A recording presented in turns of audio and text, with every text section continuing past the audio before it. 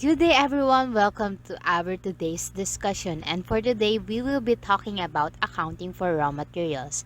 First and foremost, what do we expect to learn after this lecture? In this lecture, the students will be able to first, differentiate perpetual inventory and periodic inventory system of handling inventories. Second, journalize transactions related to raw materials. Third, differentiate FIFO and average method of inventory valuation. Fourth, understand and apply economic order quantity, or what they call EOQ. And the fifth one is journalized transactions under JIT and backflush accounting. And then there also goes this special accounting for raw materials, and I think that's pretty much it.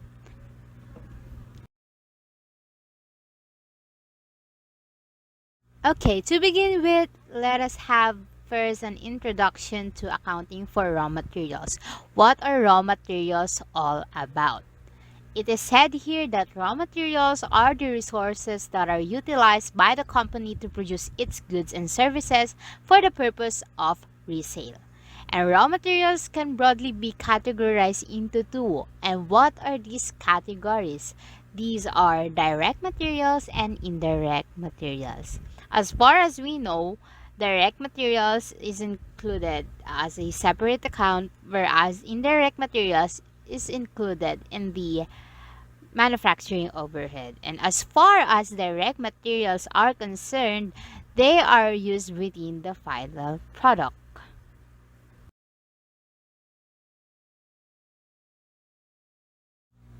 Like kakasabi ko nga lang, raw materials can be divided into two groups, and these groups are first, direct materials. These are used within the final product. Examples are woods used to make furniture or the fabric used to make clothing. Ano naman ang indirect materials? These are used throughout the production process but are not directly included in the final product. Examples are oils used to maintain machinery or the light bulbs in a factory.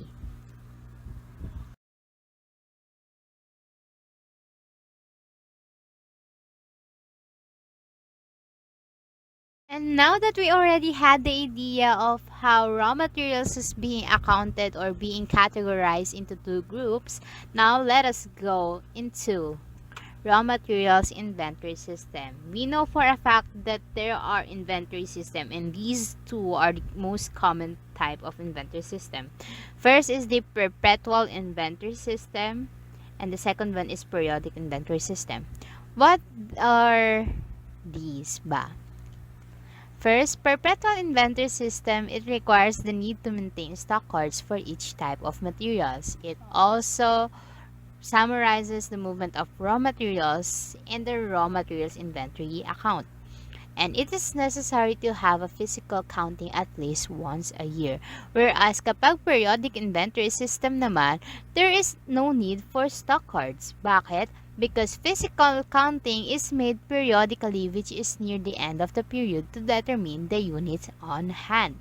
And the raw materials issued are the residual amount after deducting the physical inventory counted from goods available for sale. And to illustrate,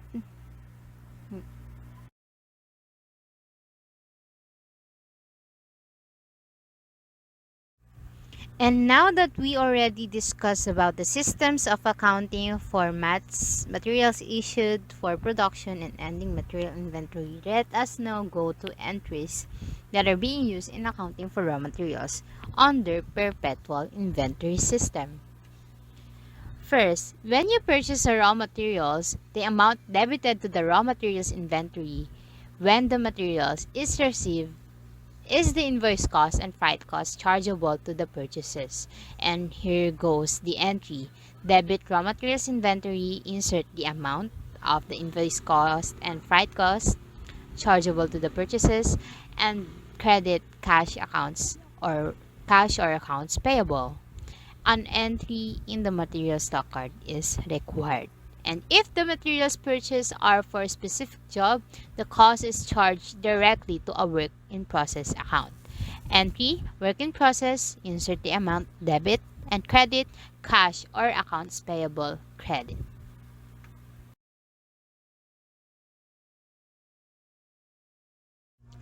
Now, let's proceed to entries when it comes to freight in or transportation cost. Under perpetual inventory, freight in or transportation cost of raw materials purchased is a product cost. The freight in is charged to raw materials account. And in recording the purchase in the inventory stock card, the freight cost is proportionally assigned to each material with the use of different bases like units purchased, invoice cost, or weighted cost, resulting in adjustment in the unit cost. And in the periodic inventory system, the freight cost is charged separately, and it means that it is charged to freight in and the invoice of the purchase is charged to purchase account. And here are the differences between the two. In perpetual inventory system, nakikita natin na ina-account siya sa iisang account lang. Yun na yung raw materials inventory. Whereas, kapag sa periodic inventory system, magkahiwalay silang ina-account. Magkahiwalay ang purchase sa transportation cost. Okay?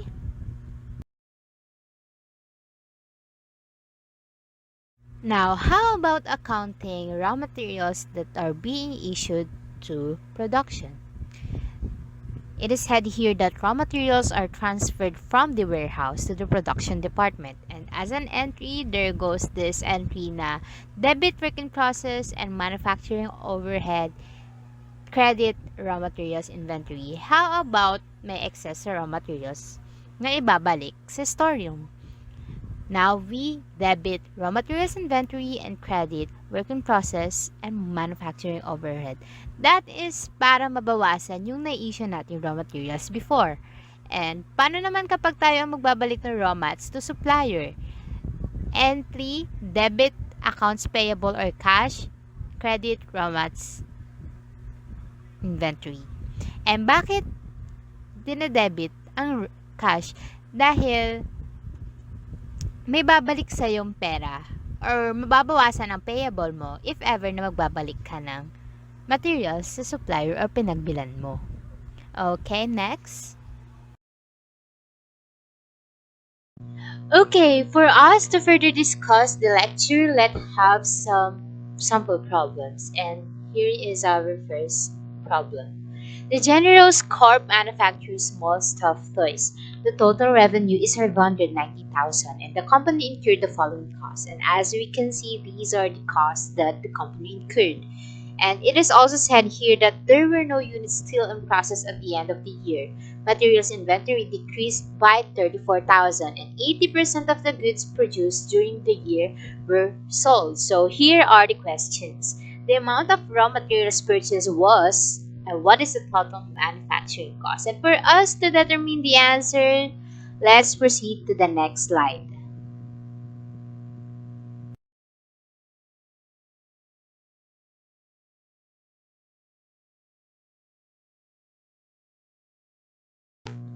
Okay, now we have here the solution. The first question is the raw material purchase was, and the answer is 86,000. Now, how do we get the 86,000? For us to get the purchase or the net purchase, we have to work back. We know for a fact that in order for us to get the DMUs, we have to add purchases, beginning inventory, and less the ending inventory. Now that we have our DMUs, DM end, and DM bag, now we have to work back for us to get the purchases.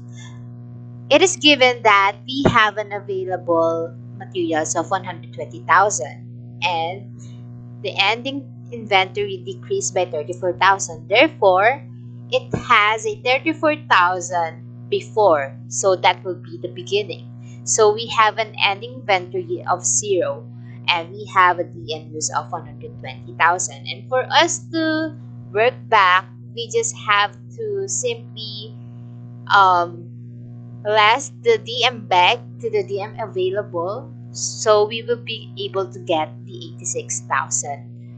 purchases. Gets?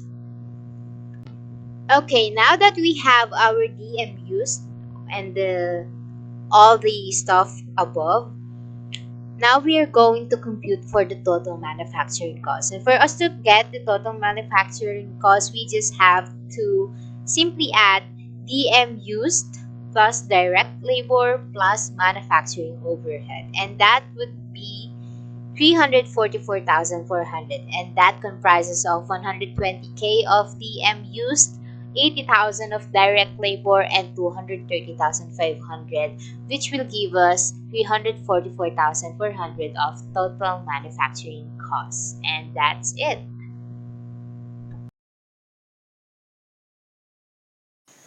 Now, let's discuss the transactions we might encounter in relation to raw materials. There are actually 3 transactions to be discussed. Let's go first to spoiled materials. Spoiled materials are those units that do not meet production standards, and are either sold for their salvage value or discarded. When spoiled units are discovered, they are taken out of production and no further work is performed. In short, spoiled materials, from the word itself, it means sira na or it is unfit for further process. Example nito is from the given situation, sa bakery, naiwan yung batch ng bread sa oven ng sobrang tagal, then kinalabasan niya nasunog, we might consider it as spoiled materials.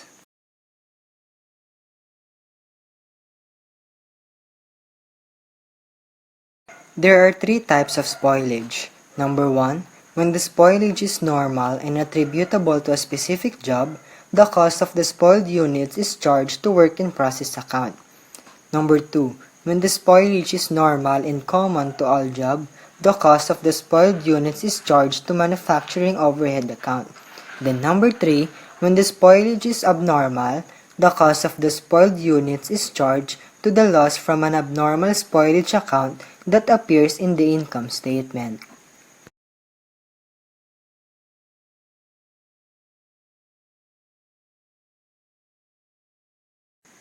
Para mas maintindihan pa natin kung saan at paano ba natin i-account si spoiled materials, let's follow the 2 methods stated na binanggit na rin from the previous slide.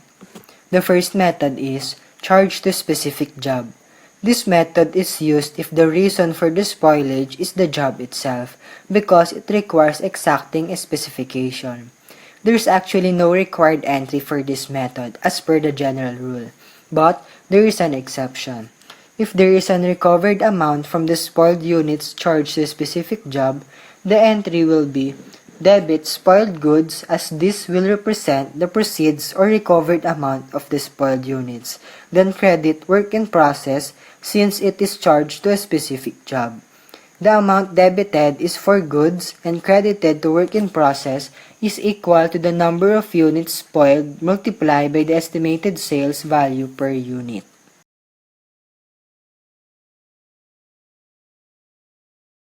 The next method is charge to all jobs. This method is used if the reason for the spoilage is considered normal to the production process and the number does not exceed the limit set by the company. The cost of spoiled materials charged to all jobs is that there will be an additional cost to be charged during the period or recognition of spoiled units, which will be accounted to the overhead account. Pwede nating i-entry si spoiled materials charged to all jobs depende kung no proceeds or with proceeds. Paano pag sinabi nating proceeds? Ito yung mga na-recovered nating amount sa sale ng spoiled material. So, ang entry natin kay no proceed ay debit factory overhead, then credit work in process. Kay with proceed naman, debit spoiled goods or the recovered amount, or then debit din natin si factory overhead, then credit natin si work in process. The amount debited to spoiled goods is equal to the number of units spoiled multiplied by the estimate sales per unit. Tapos yung amount naman na credit natin kay work in process is equal to the total cost incurred or charged to the spoiled units. Tapos yung loss ay i-charge natin kay factory overhead, since ang spoiled material natin is charged to all jobs. There are important points regarding the spoiled materials charged to all jobs.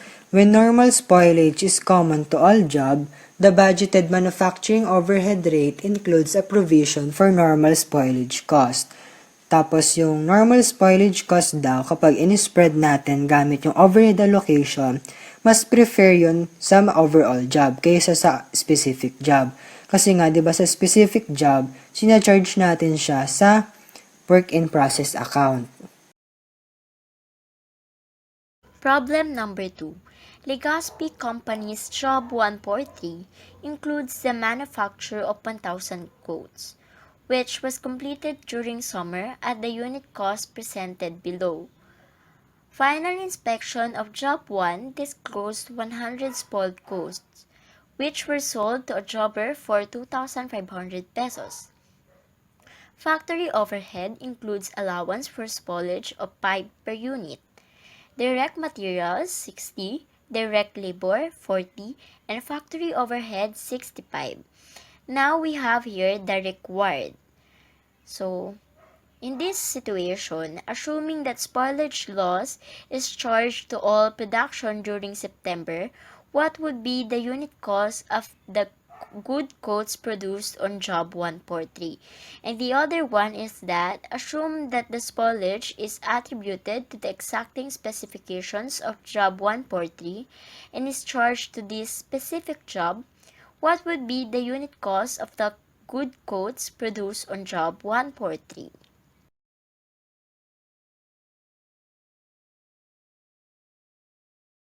Okay, so we have direct materials 60, direct labor 40, factory overhead 65, and a total of 165 pesos. So we have two problems. Yung problem number 1 natin is makuha natin yung unit cost if yung spoiled units natin or yung spoilage natin is charged to all jobs. While yung problem 2 natin is makuha natin yung unit cost kapag charged to specific job which is job 143. So, let's proceed with the problem number 1. So, problem number 1. To arrive at unit cost, we have total cost minus total cost of spoiled units divide goods units. So, we have total cost. Total times 1,000 units is 165,000. Then minus total cost of spoiled units. So, 165 which is the total times 100 pieces na spoiled units is 16,500. Divide the good units, that is 900. So, 1,000 na good units minus 100 na spoiled will arrive to 900 good units. So, 165 minus 16,500 divided 900 will have the 165 unit cost charged to all jobs. Next, problem number 2. We will arrive at unit cost. Total cost minus recoverable cost minus allowance divide good units. So, we have the total cost again, the 165,000 minus yung recoverable cost natin kung magkano natin na-ibenta yung spoiled units natin na 100 units for 2,500.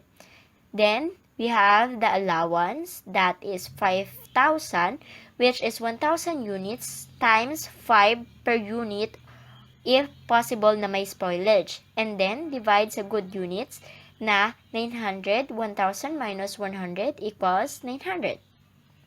So, 165,000 minus 2,500 minus 5,000 divided by 900 will arrive at the unit cost of 175,000. Okay. Okay, now we're going to discuss about defective materials. Defective materials are somehow similar to spoiled materials kasi parehas silang units na hindi na-meet yung production standards. But, defective materials are those units na pwedeng ma-processed further in order to be saleable as good unit or as irregular units. In short, spoiled materials ay yung mga totaling sira na units and defective materials, ito lang yung may mga sira na pwede pang maayos. as the process goes.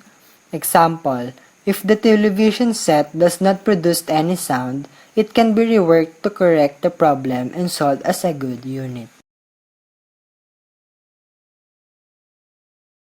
From this slide, makikita natin na yung 3 types ni rework ay same lang din sa 3 types ni spoilage.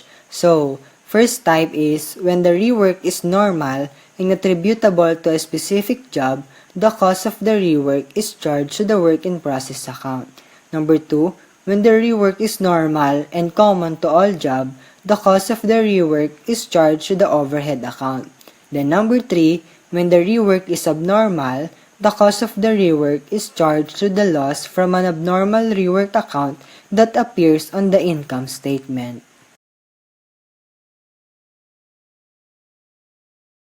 Meron ding 2 methods under the defective materials. So first method is charge to a specific job. Same for spoiled units, if the reason for the defect is the job itself, the additional cost incurred is charged to all units in the job. The entry will be debit work in process, then credit the additional cost incurred, which is the materials, payroll or the labor, and the factory overhead. Next is charge to all production. If the reason is normal to the process and the number of defective units do not exceed the normal limit, then the additional cost incurred will be charged to all unit being processed during the period.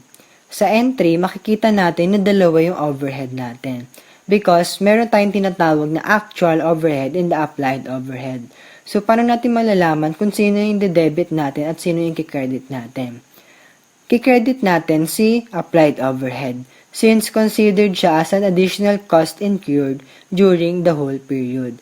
Then, ide-debit natin si actual overhead since siya yung total nung mga additional cost incurred during the whole period. Problem number 3. During May, ABC Company incurred the following costs on Job 1 for the manufacture of 2,000 motors. We have direct materials of 42,000, direct labor of 80,000, and factory overhead, which is the 150% of direct labor, which is 120,000. And then the direct unit cost of reworking 100 units is composed of direct materials na 20 per unit and direct labor na 50 per unit. So our main question here is that what is the cost of rework per unit? So in order to answer that, we have to proceed with the next slide. Okay, so ang pinakahinahanap natin dito or yung main problem natin is the cost of rework per unit. So, in order to arrive with that, kailangan natin ng total cost plus total cost to rework divided by units. So, yung total cost natin is 242,000. Saan galing yung 242,000? So, we have direct materials na 42,000 plus direct labor na 80,000 and then of course, the factory overhead na 120,000 then will arrive at 242,000. And then, the total cost to rework na 14,500. Saan galing yung 14,500? So, nanggaling yon sa direct materials. So, yung direct materials natin, meron daw na nire-rework na 100 units. So, yung 100 units times 20 na direct materials per unit, which is 2,000. And then, direct labor per unit na 50 times 100 units is 5,000. And then, the factory overhead na 7,500, galing naman siya sa 5,000 times 1.5. So, bakit 1.5? So, yung 1.5, galing siya dun sa 150% of BL. So, that's it. And then, total cost, 242,000 plus total cost to rework, 14,500 divided by 2,000 units is equals to 128.25. So, ang main answer natin is 128.25, the cost of rework per unit.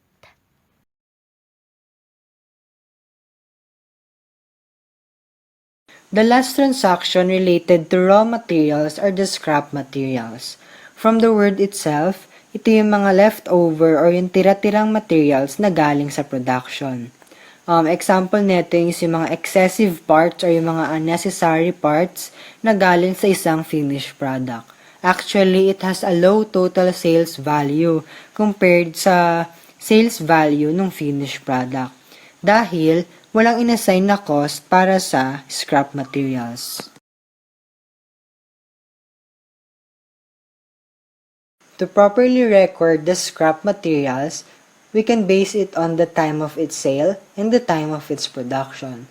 Doon muna tayo sa time of its sale. So kapag a material si scrap, i-debit natin si cash or accounts receivable, then i-credit natin si scrap revenue.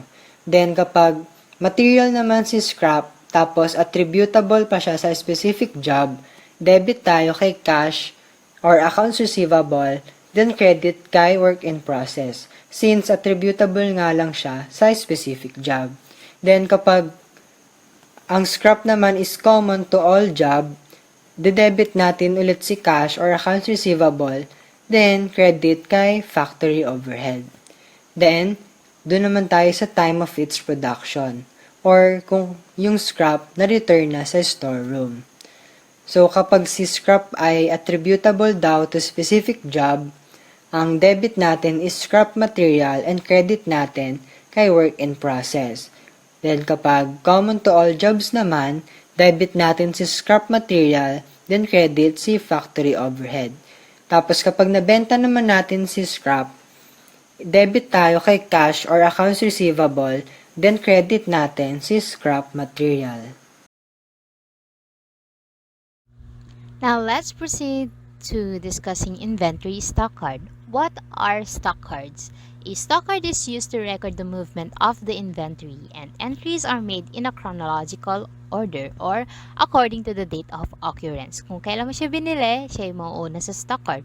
Kung kailan mo siya pinagbili, ayun din yung mauuna sa stock card. And mostly, ang stock card ay ginagamit under perpetual inventory system as mentioned kanina sa discussion earlier.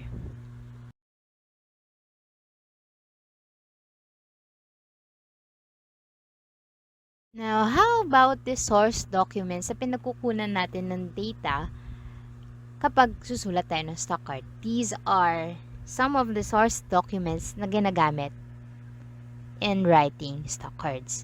First is the material requisition slip. Second is the purchase requisition. Third is the purchase order. And fourth is the receiving report.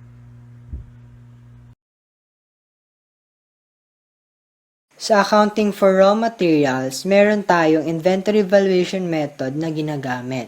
Una dyan is yung FIFO, or the first in, first out method. Under the FIFO method, raw materials inventory is reported at latest cost, while cost of goods sold is reported at earliest cost. Tapos, in a period of rising prices, the FIFO method will yield higher gross profit. Lagi natin tatandaan dito sa FIFO method, from the word itself, first in, first out.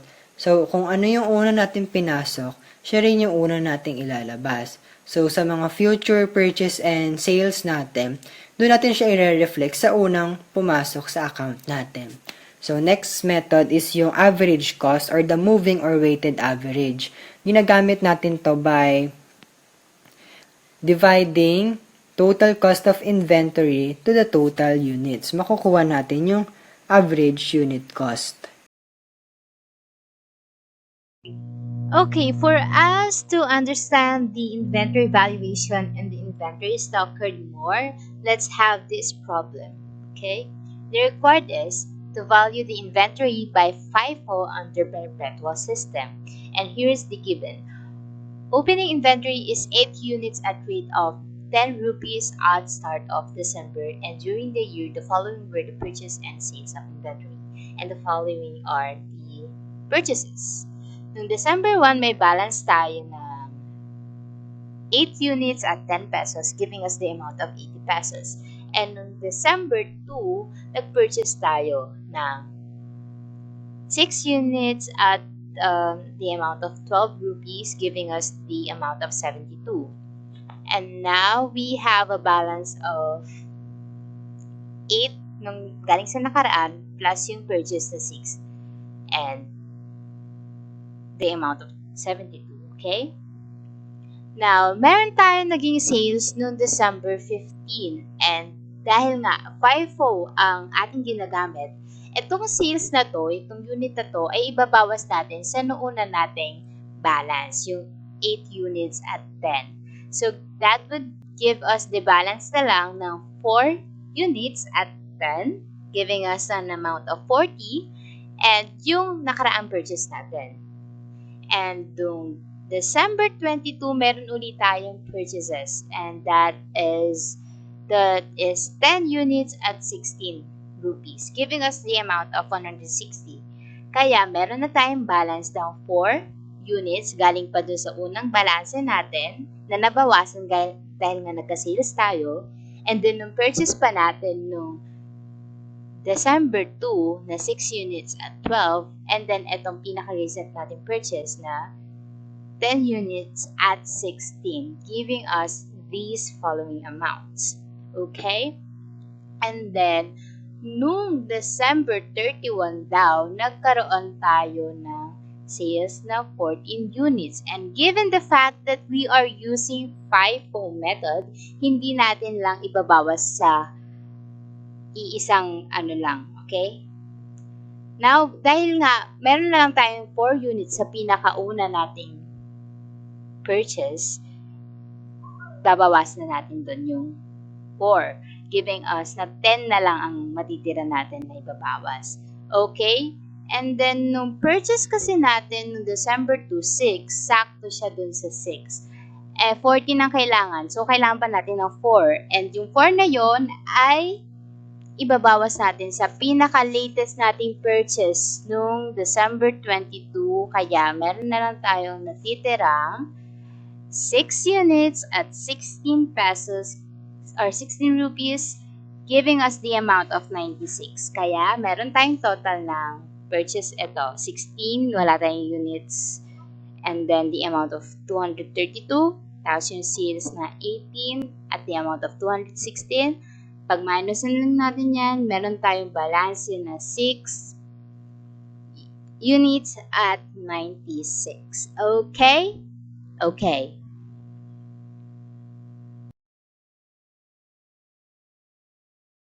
Now, after inventory valuation method, let us now proceed to special problems in material accounting. There are two that are being taken consideration of. These are quantity discount and cash discount. And what are the difference between the two? When we say quantity discount, this represents cost savings for volume purchases. Like, bultuhan mo binili. And example of these are trade discounts and those discounts that are not given explicit accounting recognition. And mostly, this is recorded na nakabawas na sa invoice price. Whereas kapag cash discount naman, these are granted to customers to motivate them to pay promptly or para ma-motivate sila na mas magbayad na maaga.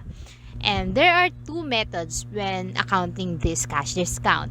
First is the when taken method and the second is the when not taken method. Ano bang pagkakaiba ng dalawang to? When we say when taken method, the amount is recorded at the gross amount, the time of purchase. Tsaka lang siya nare-recognize yung discount kapag binayaran na within the discount period. Whereas kapag when not taken method naman, nakarecord na siya ng net amount kahit hindi pa bayad sa discount period. Okay? And to further elaborate, these are the entries on cash discounts when taken method and when not taken method.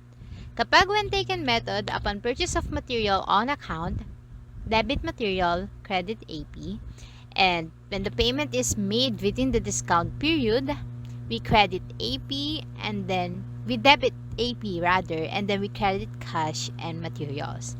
And if the payment is made after the discount period, we credit cash and we debit AP. Whereas kapag when not taken method naman, upon purchase of material on account, the materials is now recorded on a net amount. And then it is credited to account payables. And then if the payment is made within the discount period, we debit AP and we credit cash. But if the payment is made after the discount period, we now then credit materials. And then we debit AP and we credit cash. Okay?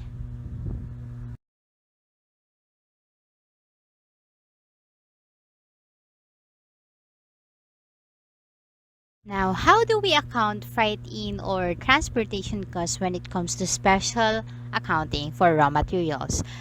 There are two methods. These are indirect charging and direct charging. When we say indirect charging, the freight incurred when we purchase the raw materials is charged to factory overhead control account. Whereas kapag direct charging, the freight incurred is added to the invoice prices of the raw materials purchased. And when allocating these freight costs, we use the following methods. And these are for direct charging only. Yeah. There goes this first relative peso value method, and the second is relative weight method. And what are the difference between the two? When we say relative peso value method, the freight is allocated on the basis of the peso value of the time purchased. This is used for materials purchased and expressed in different terms of measurement. And then when we say relative weight method, freight is allocated on the basis of the weight of items purchased. And that's it.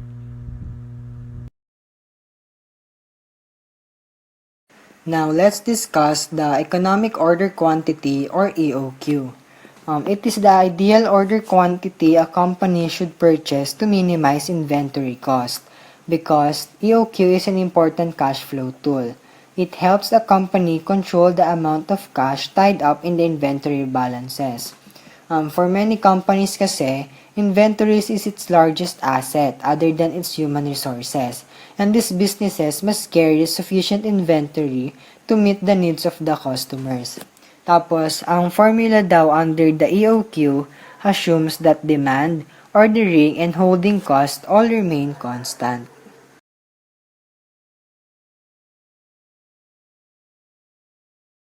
Actually, there are two major costs associated with raw materials inventory that are purchased from outside suppliers.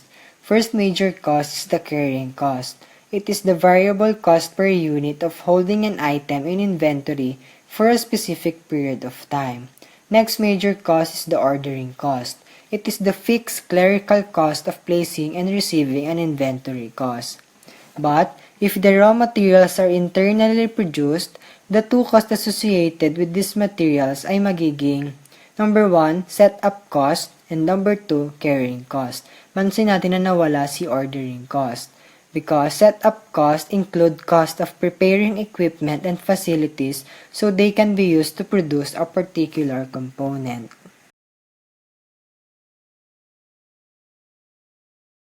There are various formulas dito sa economic order quantity. May times kasi na hindi lang yung EOQ ng material ang hinahanap. Minsan sa mga problems, pati yung number of orders per year, total ordering cost, etc. ay hinahanap rin which is related pa rin naman sa economic order quantity. So, ang first formula natin ay finding the EOQ.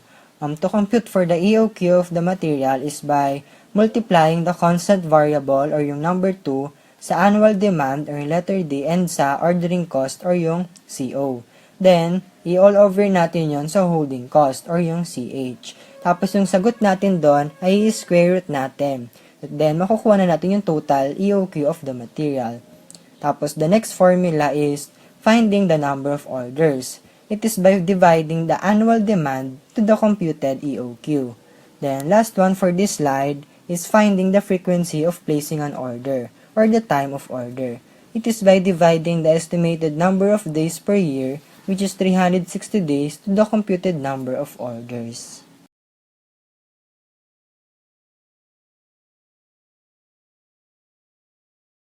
The next formula is finding the total ordering cost. It is by multiplying the number of orders per year to the cost per order. The next formula is finding the annual carrying cost. It is by dividing the economic order quantity to 2, then yung total nun is imumultiply natin sa carrying cost per unit. Then last formula is finding the total inventory cost. It is by adding the carrying cost to the ordering cost. So mapapansin natin sa lahat ng binigay na formula, may mga kanya-kanya sila or may kanya-kanyang specification. So, it is important na magkaroon tayo ng idea sa mga formulas na ito para kung may ma-encounter tayong problems regarding the economic order quantity, tapos ang hinahanap is yung number of orders per year or yung total inventory cost, alam natin yung gagamitin nating formula. Okay, now to further elaborate the discussion about EOQ, let's have some sample problem. And this is our fifth sample problem. The material DX is used uniformly throughout the year, and the data about annual requirement, ordering cost, and holding cost of this material is given below. And these are the details. And the required question is, determine the EOQ of material DX using above data. And for us to get the EOQ, let's proceed to the next slide.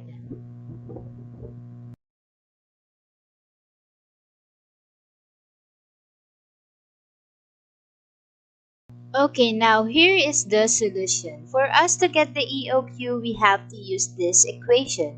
The square root of 2 times D, which stands for the annual requirement, times CO or the ordering cost, over CH or the handling cost, or what we call holding cost or carrying cost. And for that, that would be square root of 2 times 2,400 times 10 over 0.30, and that would give us the square root of 48,000 over 30 cents, and that would be 160k, square root of 160k, and the answer is 400 units. And the answer for the question required on the problem 5 is the EOQ of material DX was 400 units. Okay? Aside sa pag-compute ng EOQ ng materials, there are other formulas pa na kung saan diniscuss ko sa previous slides. In this problem, magsasabi ako ng mga sample computations of the other formulas related to EOQ that you might encounter in solving such problems. So, ang first formula natin is finding the total number of orders per year. So to get that, we just simply divide the annual demand to the economic order quantity, which is 2,400 units divided by 400 units, which will give us a total of 6 orders per year. Next is the ordering cost. So to get that, we just simply multiply the number of orders per year, the computed number of orders per year, to the cost per order, which is 6 orders times 10, which will give us a total of 60, which is the total of ordering cost. The next is the holding cost. So to get that, we just simply multiply again the average unit to the holding cost per unit. So paano ba natin nakukuha si average units? Yung computed EOQ is divide natin sa 2, which is 400 divide 2, tapos yung answer doon is i-multiply natin sa holding cost per unit, which is 0.3, which will give us a total of 60 of holding cost. Then last is the combined ordering and holding cost at economic order quantity, or the total inventory cost.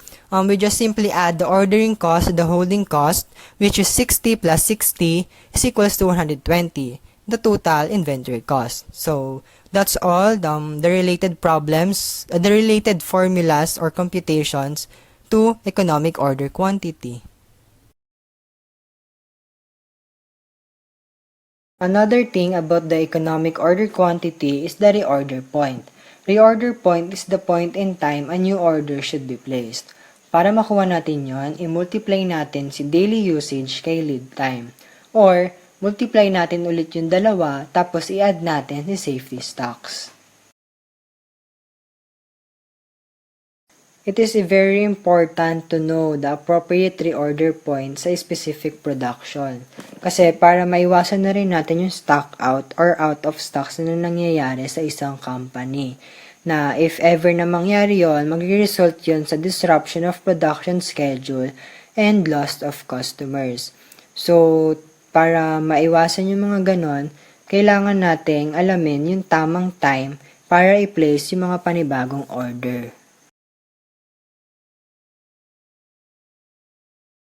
Now let's go to the JIT or just-in-time inventory system. But first, let us define what is it all about. It is said here that it is a management strategy that aligns raw material orders from suppliers directly with production schedules. And what is it all about? Why does it require producers to forecast demand accurately? It just says here that just-in-time is all about having your inventory just in time whenever your entity needs it the most or needs it. And sabi din dito, the inventory arrives just in time nga when the entity needs it. Meaning, kung kailan mo lang siya kailangan, saka lang siya darating.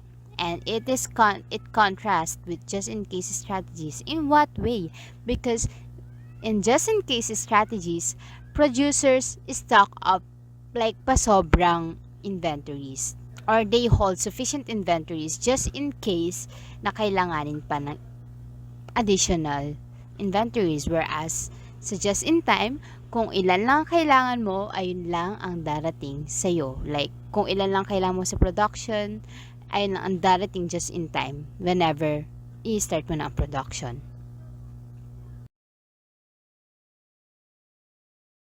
Okay, so normally, ano nga ba nagiging result if ever the entity decided to use JIT system as their inventory system? First, there goes this lower investment in inventory. In what way? There will be a lower investment in inventory basically because you no longer need to stock up a lot of inventory. And there goes the reduced inventory and carrying cost. Dahil nga, hindi mo na nga kailangan mag-stock up pa ng maraming inventory. Basically because you already foresee that this certain amount is, ito lang yung kailangan mo just in time when you need it. Hindi mo na kailangan pa mag-carry ng marami pang inventory. And third, reduced cost of obsolescence. Just because there is a faster turnaround of stocks, hindi mo na kailangan pang magtambak or walang nangyayari or most likely hindi mo na maitatambak pa yung mga inventory. Hence, na iiwasan ng pagka-damage at pagkabulok ng mga inventory or pagkaluma ng mga ito. Fourth, lower investment in space for inventories. Sabi nga natin, dahil nga hindi na natin kailangan pa ng marami pang inventories or mag-stock up ng maraming inventories. Dahil kapag dumating na sa atin ang inventory, agad-agad nagagamit na ito, hindi na natin kailangan pa ng malaking space for it to store dahil nga nagagamit na ito agad whenever it arrives. And lastly, it reduced total manufacturing cost. Dahil nga, onti na lang ang space na gagamitin mo and we know that that space is included sa ating manufacturing overhead, bumababa ang manufacturing overhead natin dahil hindi na natin kailangan pang o hindi na required na magkaroon pa tayo ng malaking storage for our inventory. And that concludes the JIT system.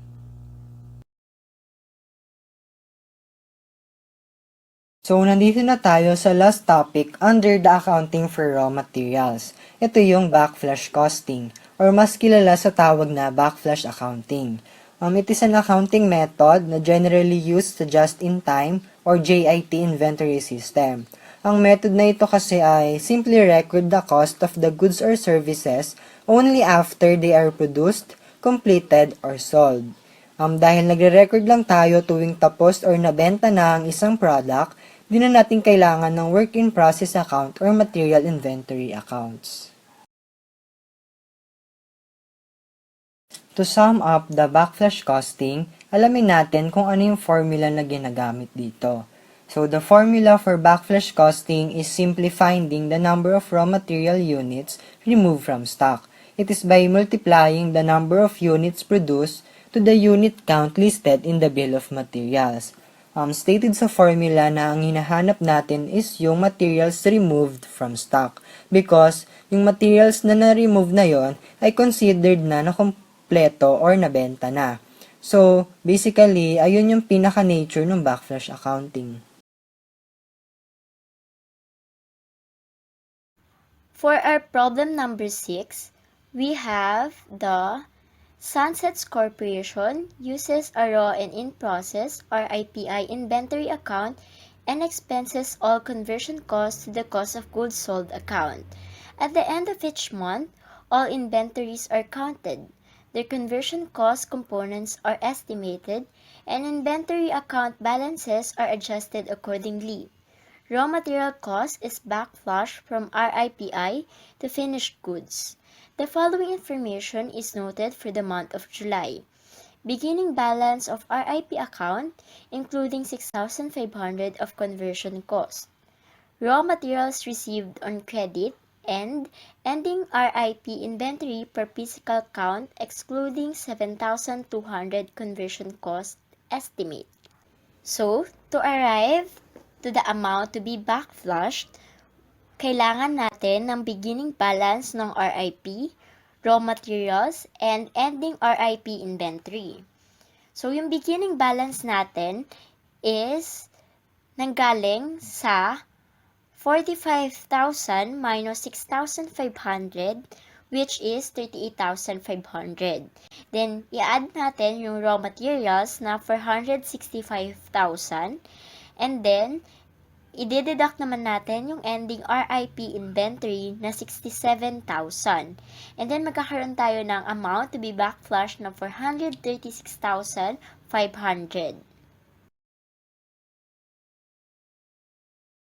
So, I guess that ends our topic for accounting for raw materials. And I hope you guys have learned something. Thank you and God bless. Adios, everyone!